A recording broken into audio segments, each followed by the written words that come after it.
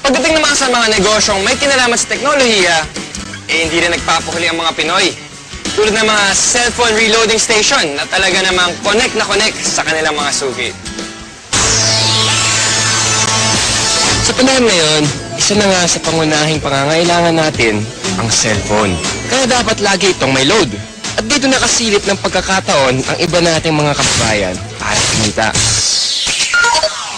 Ang V-Mobile, nakaisip ng paraan kung paanong sa pamamagitan lang ng isang telepono at isang SIM card, maaari nang makapagbenta ng load ng kahit anong network. Ang kaibahan nitong V-Mobile, gamit mo yung cellphone mo, makapagbebenta ka ng lahat ng klase ng prepaid, cards at saka electronic, para magkaroon ka ng negosyo. Taong 2008, nang simula ng V-Mobile ang negosyong ito. Ang sistemang gamit nila, all-in-one load service, kaya one-stop shop ang kanilang serbisyo. Kailangan mo rito, at least meron kang cellphone, meron kang maliit na puhunan, hindi mo kailangan ng malaki, although pwede rin maging malaki ang puhunan mo. Yan ay depende sa kung plano mo sa negosyo. Kung gumagamit ka ng internet, napakasimple lang gagawin mo. Punta ka sa aming www.loadextreme.ph. Tapos pag nakita mo na itong website nito, diba, yung online loading, kiklik mo, lalabas dyan yung aming dialog box. I-enter mo yung account mo, papasok mo.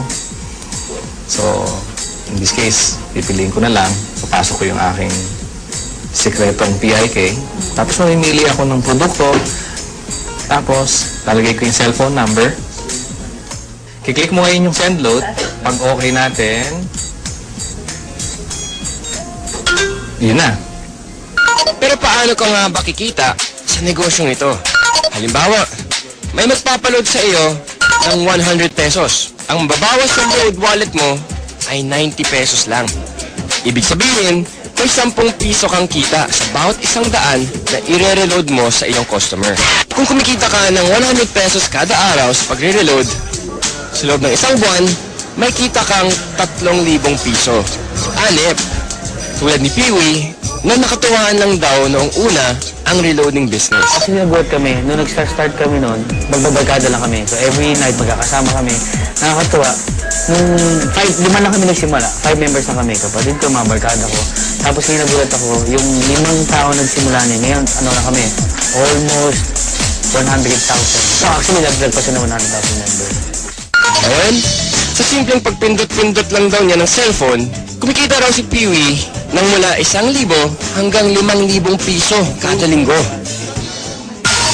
Ano pang hinihintay niyo mga kapartner?